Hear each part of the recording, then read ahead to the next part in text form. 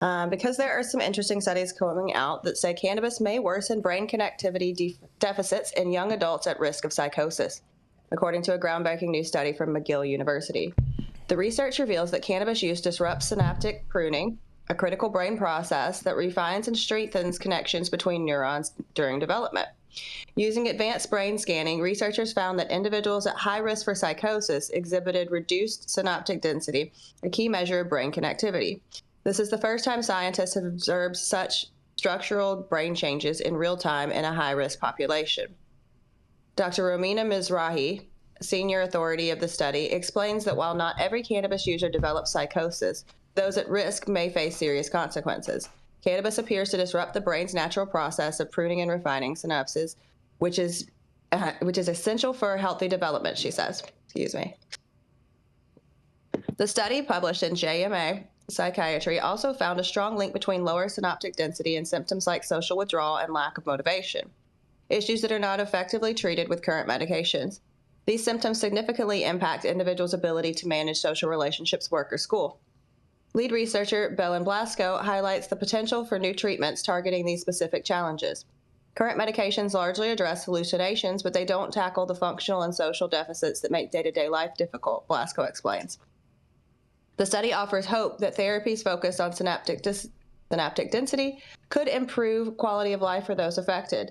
The team studied 49 participants aged 16 to 30, including individuals with recent psychotic symptoms or those at high risk, as well as a control group.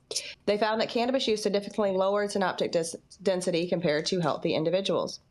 Next, researchers will investigate whether these observed brain changes can predict the development of psychosis. Early detection could pave the way for timely interventions to mitigate the progression of the condition. This groundbreaking work was supported by the Canadian Institute of Health Research and conducted at the Douglas Mental Health University Institute and McGill's Montreal Neurological Institute Hospital. So I wanted to throw this in there. I think that's kind of an interesting study. And it looks like, I think that we've heard before that there are certain things that people who are, at a higher risk for developing psychosis, that cannabis could be the tipping point that throws them over. But this sounds like it's suggesting that it could also be a preventative. So I want to hear from, obviously, Dr. Mark and Dr. T first, because they are the authority on these type of things. So I'm going to throw it back to those guys. Well, it's a cross-sectional study, which is problematic. It's interesting that this is almost saying the opposite of the study that I read earlier. And just goes to show that just like in politics, the scientists disagree too. And so, of course, everyone's going to say we just need more studies, better studies. I don't see a psychosis in cannabis users. We don't see that. So this is strange to say that cannabis use is going to cause psychosis because our scan shows less synaptic density.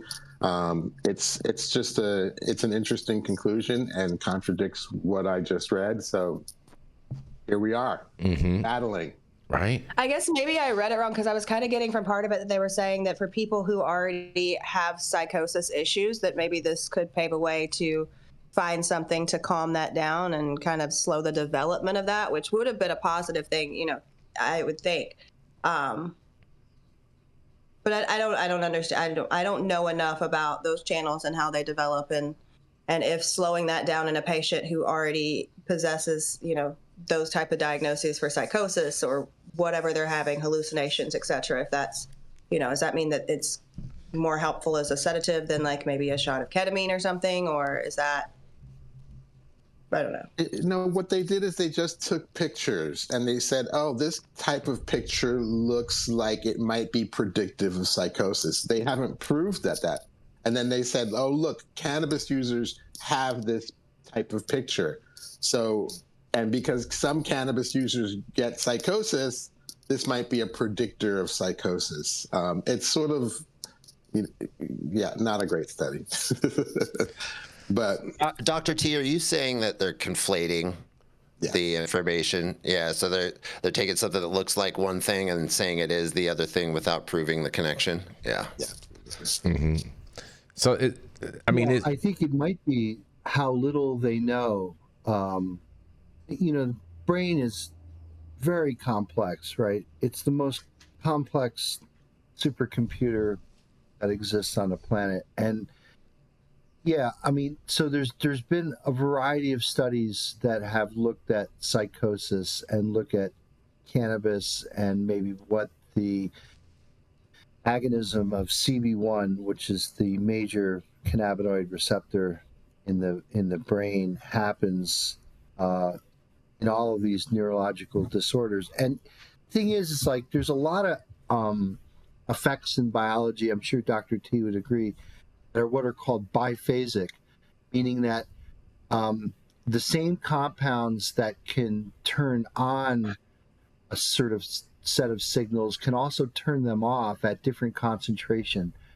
So you can't universally say, well, compounds in cannabis, when they are in the brain, cause psychosis. What we do know is that, yeah, the CB1 receptors and all the other targets that cannabinoids act on do affect brain activity. It's not as easy to basically look at an MRI image and understand whether or not that heightened activity is actually resulting in a positive outcome for the patient or not.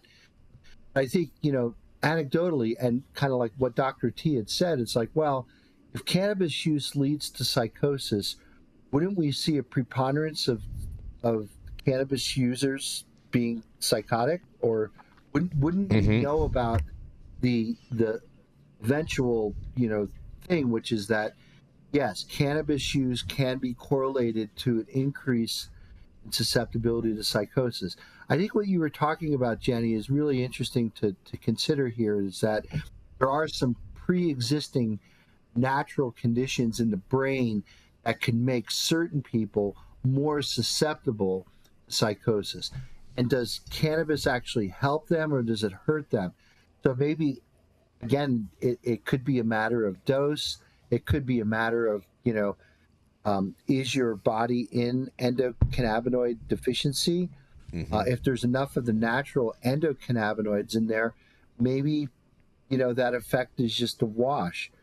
But, it's kind of like, it's knowing the importance of the endocannabinoid system in the brain and the central nervous system, and just to not back up into a corner and say, well, stimulation of the endocannabinoid system will result in benefits across all brain disorders, concussion, neurodegenerative disease, behavioral disorders.